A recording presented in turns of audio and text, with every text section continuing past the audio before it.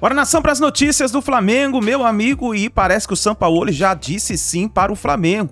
Isso porque saiu uma notícia no jornal Bola VIP falando sobre o staff do treinador, dizendo que ele está à espera de um convite do Flamengo para treinar o Mengão, caso o técnico Vitor Pereira venha cair. Será que o Flamengo iria fazer uma proposta para o técnico Sampaoli, caso o Vitor Pereira caia? Isso porque a repercussão é que, se o Vitor Pereira não ganhar o Campeonato Carioca, ele pode estar de saída do Flamengo. Mas nós sabemos que a preferência da torcida é o técnico Jorge Jesus. Só que no caso, Jorge Jesus poderia vir somente no meio do ano, no final de junho para julho. Então vamos ver o que pode acontecer. Eu gostaria da sua opinião, que você participasse aqui no nosso canal, escrevendo nos comentários. Nós vamos aqui reagir os comentaristas falando sobre o Flamengo, por isso deixa o seu like e apoie o trabalho do nosso canal, tá certo? Cresce esse vídeo, o canal e ESPN Brasil, link na descrição. Vamos para as notícias do Flamengo.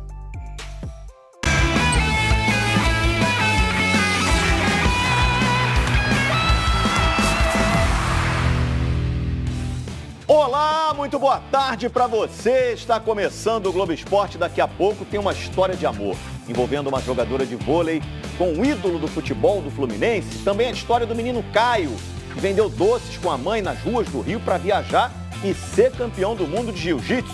Mas eu começo falando de Flamengo. Depois de uma temporada apagada em 2022, Everton Cebolinha tem tido cada vez mais oportunidades.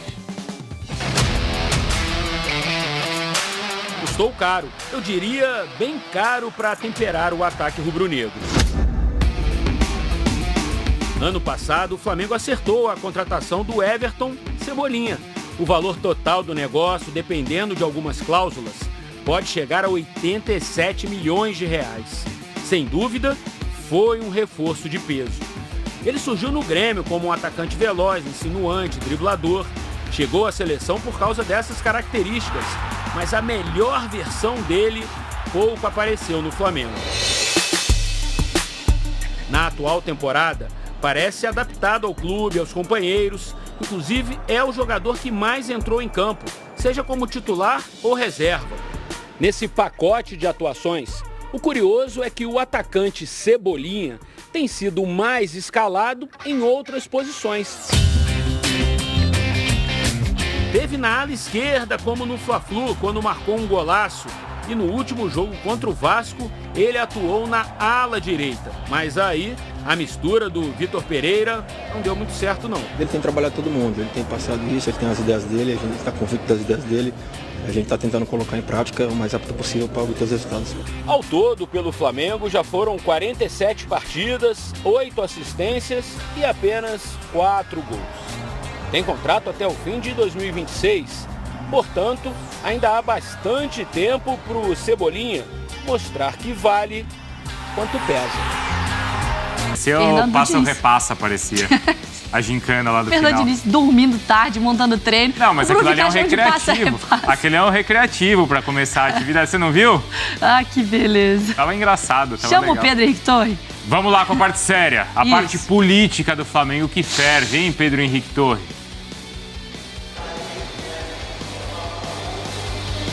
Tudo bem? Bruno, Mari, aí o pessoal do estúdio, um abraço a todos. A gente ontem mesmo, se eu não me engano, a Mari, no finalzinho do programa, falava sobre questão política também, que às vezes dá uma efervescência no clube, né? É a questão, falava lá de fantasmas, de Sampaoli, Jorge Jesus, etc e tal.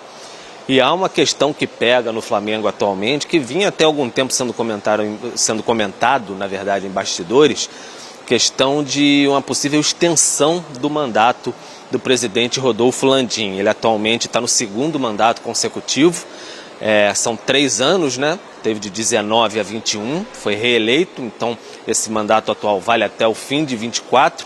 Alguns conselheiros do clube aqui ficam ventilando uma possibilidade dele ir até o fim de 2025, ou seja, além do fim do mandato atual. Alguns conselheiros até folclóricos, enfim, aqui do clube, espalhando vídeos, etc e tal, falando sobre essa possibilidade. Isso teria que passar pelo Conselho Deliberativo do clube, ser votado, seria uma guerra política interna também. Muita gente não vê nem um pouco com bons olhos essa possibilidade, você modificar isso, aumentar, ainda mais no meio do mandato do presidente atual, no meio da gestão, estender esse mandato. Alguns utilizam como argumento mundial da FIFA, que aí seria a mesma gestão, etc.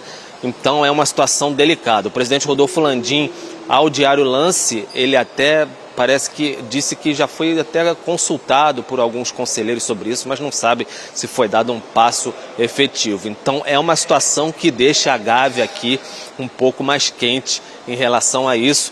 Muita gente internamente conversando aqui lembra também o Juvenal Juvencio no São Paulo, quando deu o passo para um terceiro mandato consecutivo, balançou demais as estruturas do tricolor paulista, aí foi o início da derrocada do São Paulo, que era o soberano e tudo mais. Então há muita discussão interna sobre essa questão de um ano a mais para o mandato do presidente Rodolfo Landim. E óbvio, quando treme a Gávea, pode tremer também o ninho do urubu, com questões políticas, aquela velha rixa que a gente fala, Gávea, ninho do urubu, como as peças se movimentam e tudo mais. Placas tectônicas do rubro-negro. Gostou? Que coisa, né? Que coisa. E assim, essa história nunca cai bem, né, Eugênio? De quando você está no poder, você tentar um movimento político para permanecer no poder. No ESPN.com.br tem o Landim falando, a gente repercutindo ali também do canal do Mauro, que ele diz que não foi um movimento que parte dele. São pessoas que estão do grupo político dele, mas que em nenhum momento foi uma solicitação do Landim para que ele estendesse o que são pessoas queridas. É tão fácil ele falar, gente, obrigado, meu mandato se encerra, vou pegar continuar ajudando o clube como eu quiser. Eu vou pegar essa certinha, né, mas pode falar. O povo exige que eu permaneça. É isso aí. O meu povo me ama. Eu estou pensando seriamente se vou aceitar ou se não vou, esse desafio. Isso é um discurso de político, né? Eu não quero ser candidato, mas o povo exige. Eu tenho que cumprir a minha missão. É uma missão, eu estou me doando. Ah, gente, fala sério, né? Não pode ser sério, não. Não existe justificativa plausível para você mudar a regra durante o mandato. Mauro disse o presidente ao entrevistar o Mauro César no UOL. Abre aspas, só para deixar claro, não estou tentando nada. Desafio alguém dizer que levantei essa possibilidade em conversa com alguém. De fato, alguns conselheiros já comentaram superficialmente comigo sobre essa ideia, mas desconheço se tomaram alguma iniciativa no sentido de propor a mudança à comissão do Estatuto do Conselho Deliberativo. Ouvi as ponderações deles. São pessoas queridas e que fazem parte do grupo que me apoia politicamente. Apenas isso. Ainda tem muita conversa a ser feita. E aí ele pergunta, você admite a ideia? Ele diz, não. Não existe justificativa. Você quer dizer que você rejeita? Também não. Eu quero ouvir as pessoas primeiro. Deixa eu chamar o Cícero, porque o Cícero tá muito por dentro também, né? Isso. Eu não queria, mas... O Landim já viu o Cícero jogar. Não, ele joga no mesmo time do... O rei da praia, Cícero Melo. Ô Cícero, bastidores então rubro-negros, hein? Como é que está essa história? Como é que repercute? Isso pode ser bom ou isso pode ser ruim aí na política rubro-negra, hein, Cícero? Olha, Bruno, só ressaltando antes que não foi na praia que a gente jogava bola, não. Foi no campo lá do Clube dos 30, né? Futebol Society, né? De Gramado. Bom, dito isso, esclarecido, é o seguinte...